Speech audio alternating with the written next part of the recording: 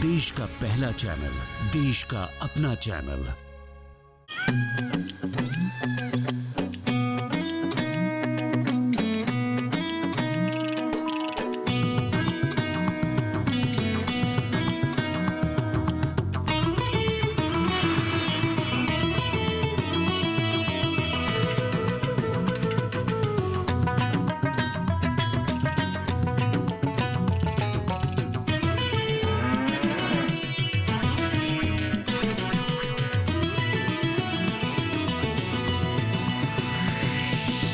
DD किसान, बदलते भारत की शान।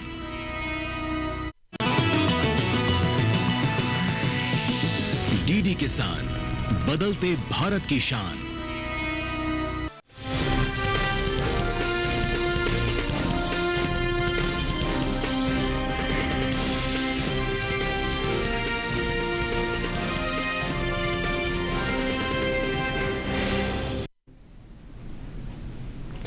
नमस्कार, आप देख रहे हैं दूरदर्शन किसान। मंडी खबर में आपका स्वागत है। मैं हूं आपके साथ राहुल।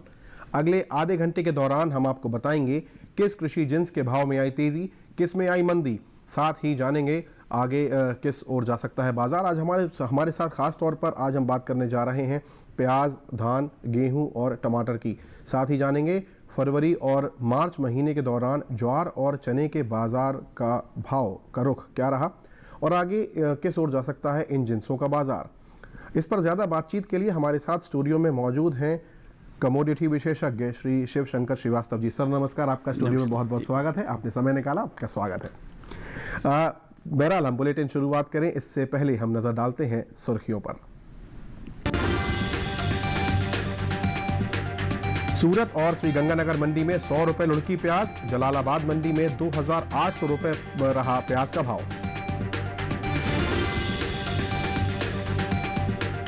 मंडियों में स्थिर रहे धान के भाव, कुछ मंडियों में आई तेजी।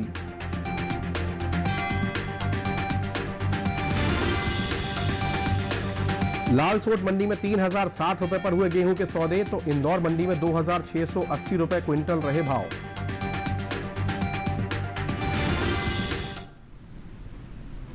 बुलेटिन की शुरुआत करते हैं प्याज से। शुक्रवार को ज्यादातर कृषि उपज मंडियों में प्याज का जो कारोबार है वो कमजोरी के साथ हुआ।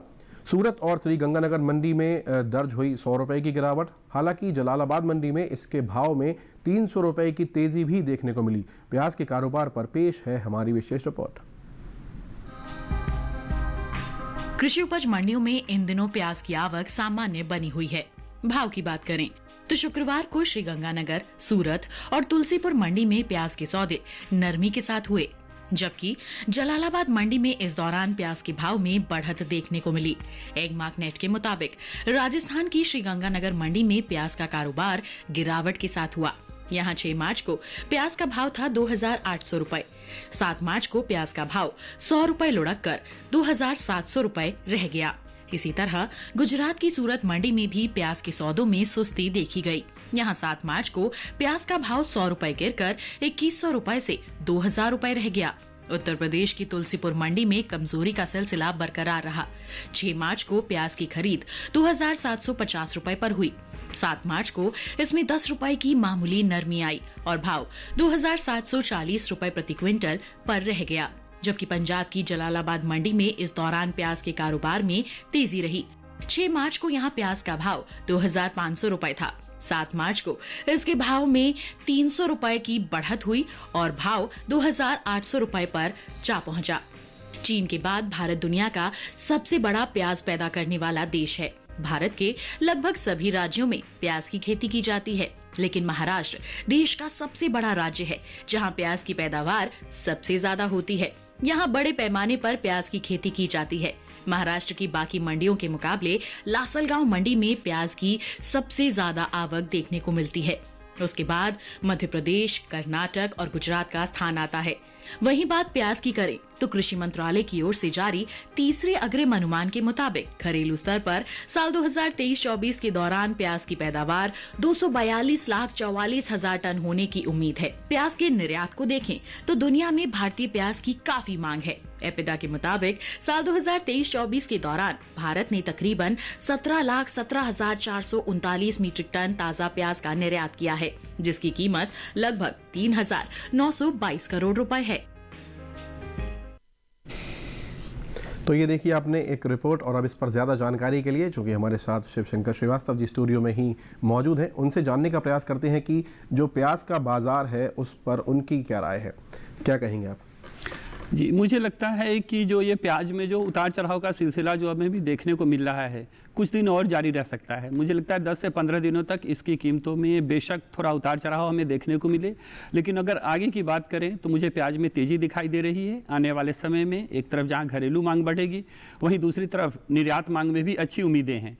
हमने देखा है प्याज के निर्यात में अच्छी बढ़ोतरी देखने को मिली है, आने वाले समय में और भी अच्छी डिमांड निकल कर आएगी। तो मुझे लगता है जो मंदी है वो 10 से 15 दिनों का ही उतार चढ़ाव कह सकते हैं। आने वाले समय में इसकी कीमतों में तेज़ी दिखाई देगी। तो इस तेज़ी की ओर जो आप इशारा कर रहे हैं, इसको क्या समझें हम कि जो किसान इसका व्यापार कर रहे हैं, क्या उन्हें और स्टॉक बढ़ाना चाहिए? क्या 15 दिनों का और रिस्क लेना चाहिए ताकि ज़्यादा लाभ हो? क्या आप कहेंगे भविष्य क्या कह रहा है? देखिए, प्याज की सबसे बड़ी जो समस्या होती है स्टोरेज की होती है। अगर अच्छी स्टोरेज है तो बिल्कुल इंतजार कर सकते हैं, और अगर प्रॉपर स्टोरेज नहीं है तो उन्हें अपना माल निकाल लेना चाहिए। जी जी, समझदारी के साथ आप अपना निर्णय लें। चलिए अब हम आगे बढ़ते हैं और अब बुलेटिन में बात करते हैं मौसमी की। पंजाब की लुधियाना मंडी में मौसमी का भाव रहा 2,700 रुपये। राजस्थान की जोधपुर मंडी में भाव रहा 3,000 रुपये प्रति क्विंटल। हरियाणा की बरवाला मंडी में भाव रहा 3,800 रुपये प्रति क्विंटल। वहीं उत्तर प्रदेश की ललितपुर मंडी में भाव रहा 3,150 रुपये प्रति क्विंटल। ये सभी भाव आवक और गुणवत्ता पर आधारित हैं। और अब बात करते हैं धान की। शुक्रवार को ज्यादातर मंडियों में धान के सौदे स्थिर भाव पर हुए, वहीं कुछ मंडियों में तेजी के साथ इसका कारोबार भी हुआ। धान के कारोबार पर पेश है हमारी रिपोर्ट।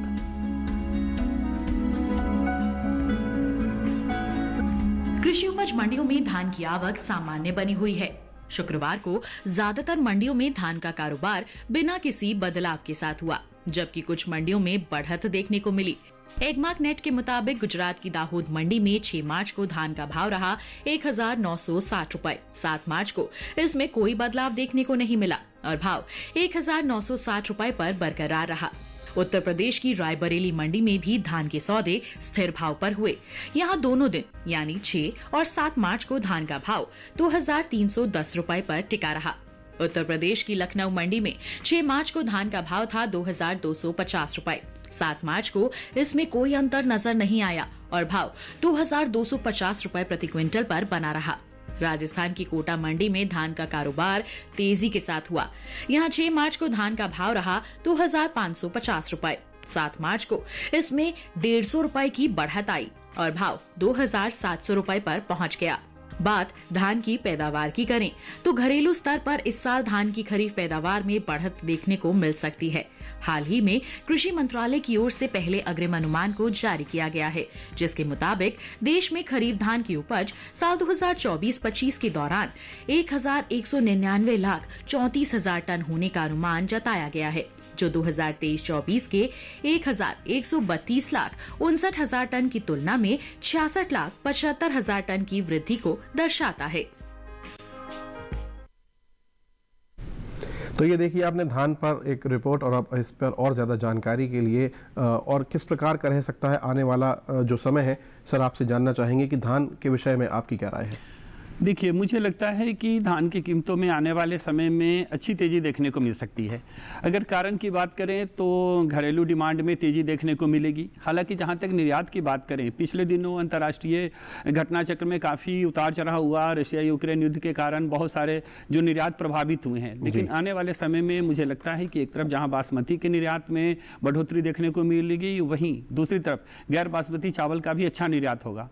मुझे लगता है कि आने वाले दिनों में धान की कीमतों में अच्छी तेजी की उम्मीद की जा सकती है। तो ऐसे में क्या करना चाहिए किसानों को? आपको क्या लगता है भविष्य को देखते हुए उनके लिए आपकी सलाह क्या रहने वाली है? निश्चित रूप से उनको इंतजार करना चाहिए। धान को अच्छे समय तक, लंबे समय तक थोड़ा रखा जा सकता है अच्छी तरह से, तो मेरे विचार से उनको इंतजार करना चाहिए। आने वाले समय में उन्हें और भी बेहतर मुनाफा मिल सकता है। जी, वक्त हुआ है एक छोटे से ब्रेक का। ब्रेक के उस पार बात होगी ज्वार और चने की।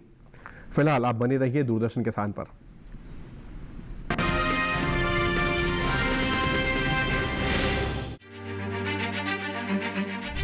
किसानों की फसल कटाई के बाद उन्हें अपनी मेहनत का सही मूल्य मिले, यह हर किसान का अधिकार है।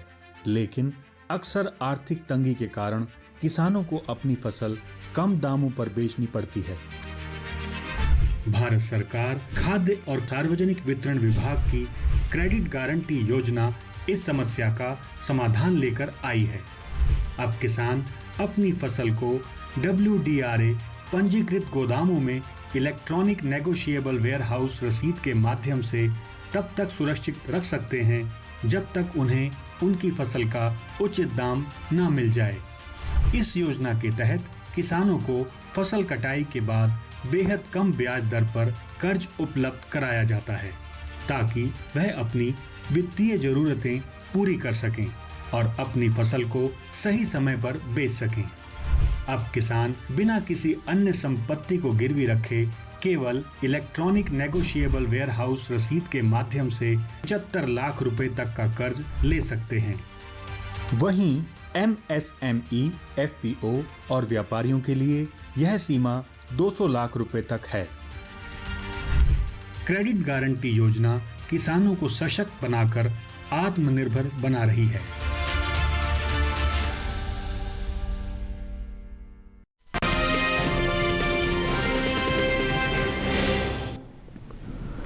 ब्रेक के बाद आप सभी दर्शकों का दूरदर्शन किसान पर पुनः स्वागत है। बुलेटिन के इस हिस्से में जानेंगे चने के बारे में, लेकिन पहले बात करते हैं ज्वार की। फरवरी और मार्च महीने के दौरान ज्वार के प्रमुख उपज वाले राज्यों में इसके भाव में ज्यादातर सुस्ती देखने को मिली। फरवरी महीने के दूसरे हफ्ते के दौरान ज्वार का कुल औसत जो साप्ताहिक भाव था वो 3,238 रुपए प्रति क्विंटल था। तीसरे सप्ताह के दौरान ज्वार के भाव में नरमी आई और भाव 205 रुपए गिरकर 3,033 रुपए प्रति क्विंटल रह गया।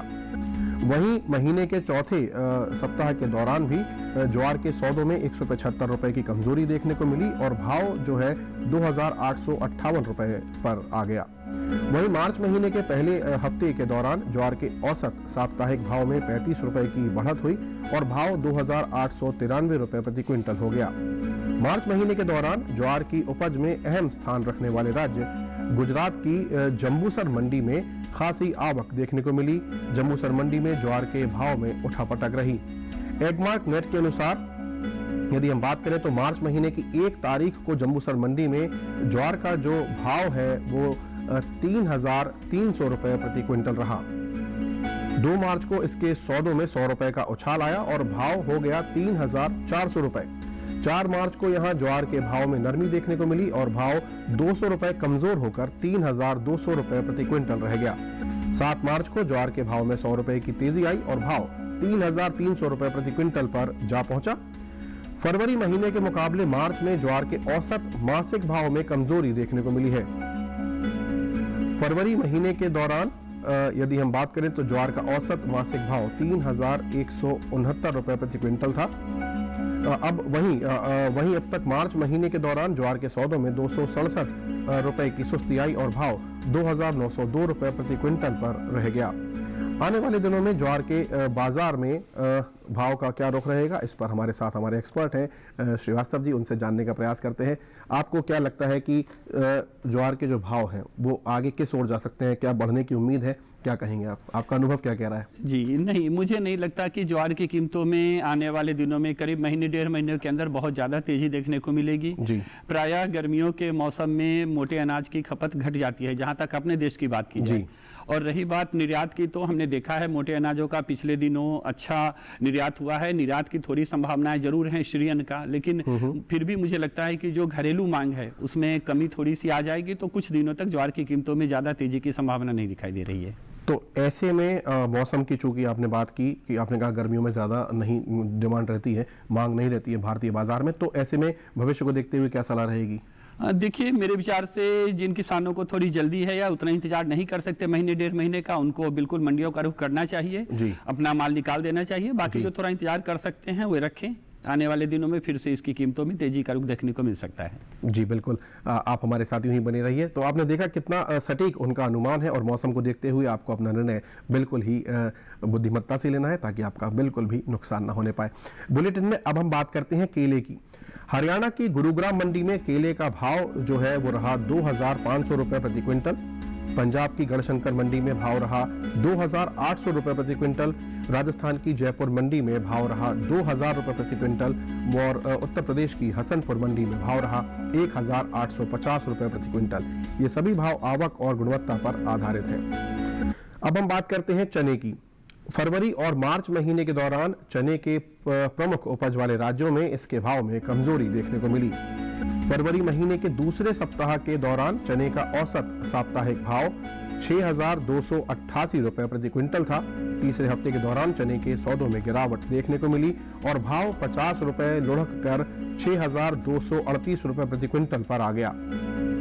चौथे हफ्ते के दौरान भी चने के भाव में सुस्ती रही और भाव 86 रुपए कमजोर होकर 6,152 रुपए पर रह गया।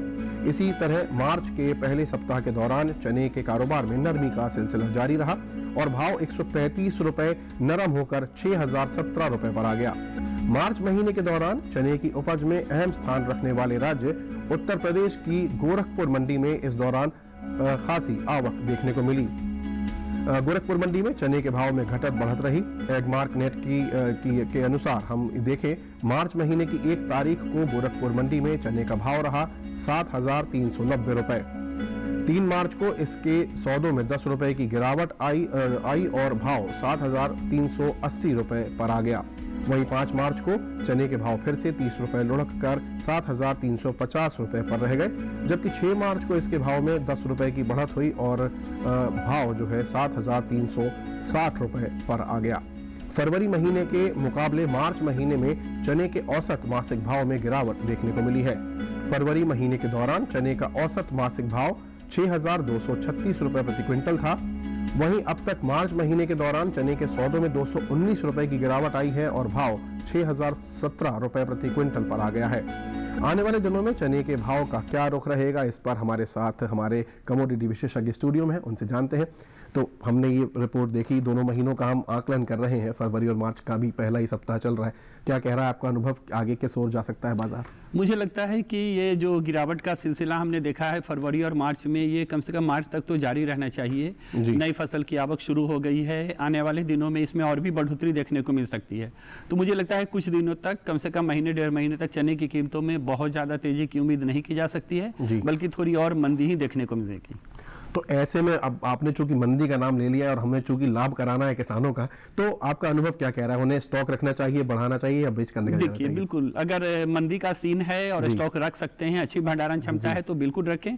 थोड़े दिन के इंतजार के बाद उनको अच्छा मुनाफा मिल सकता है। तो 1-1.5 महीने तक चने की कीमतों में थोड़ी नरमी रहेगी, उसके बाद तेजी देखने को मिल सकती है। ठीक है, चलिए हम आपसे ऐसे ही सवाल जवाब करते रहेंगे। फिलहाल हम बुलेटिन में बात करते हैं फूल गोभी की। गुजरात की सूरत मंडी में फूल गोभी की यदि हम बात करें तो उसका भाव रहा 1,600 रुपए प्रति क्विंटल। महाराष्ट्र की पुणे मंडी में भाव रहा 750 रुपए प्रति क्विंटल। पंजाब की दोराहा मंडी में भाव रहा 800 रुपए प्रति क्विंटल। वहीं उत्तर प्रदेश की तुलसीपुर मंडी में भाव रहा 1,040 रुपए प्रति क्विंटल। ये सभी भाव आवक और गुणवत्ता पर आधारित है। फिलहाल समय हुआ है एक और छोटे से ब्रेक का। ब्रेक के उस पार तमाम और जिन्सों की हम बात करेंगे, जिनमें गेहूं और टमाटर का हाल भी है। फिलहाल आप बने रहिए हमारे साथ, देखते रहिए दूरदर्शन किसान।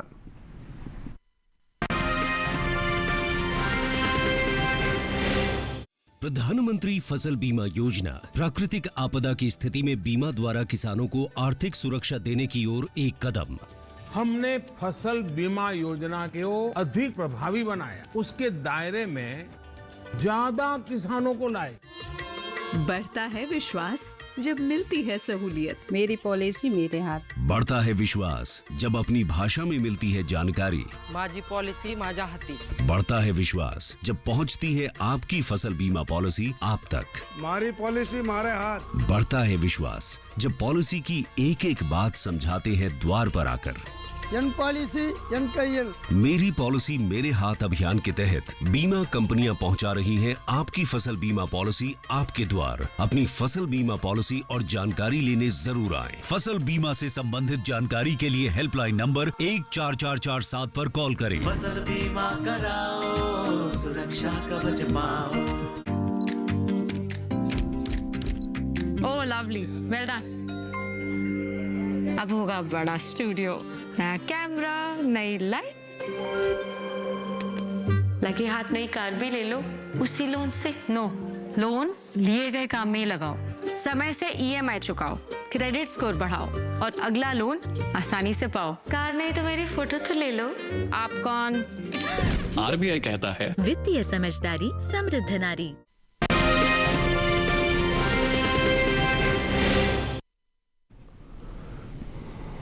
ब्रेक के बाद आप सभी दर्शकों का पुनः स्वागत है। अब बात गेहूं की।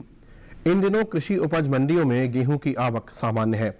हाजिर भाव की बात करें तो एगमार्क नेट के अनुसार गुजरात की दाहोद मंडी में गेहूं का भाव रहा 2,900 रुपए प्रति क्विंटल। वहीं बात करें मध्य प्रदेश की इंदौर मंडी की तो वहां भाव रहा 2,680 रुपए प्रति क्विंटल। राजस्थान की लालसोट मंडी में गेहूं 3,060 रुपए प्रति क्विंटल पर बिका, जबकि उत्तर प्रदेश की लखनऊ मंडी में गेहूं के सौदे 2,960 रुपए प्रति क्विंटल पर हुए। बात कुल गेहूं की पैदावार की करें तो घरेलू स्तर पर इस साल गेहूं की उपज में बढ़त देखने को मिल सकती है। हाल ही में कृषि मंत्रालय की ओर से अंतिम अग्रिम अनुमान को जारी किया गया है, जिसके अनुसार देश में वर्ष 2023-24 के दौरान गेहूं की पैदावार 11 करोड़ 32 लाख 92 हजार मीट्रिक टन होने का अनुमान जताया गया है। बीते साल इसी दौरान देश में गेहूं की पैदावार 11 करोड़ 5 लाख 54 हजार टन रही थी।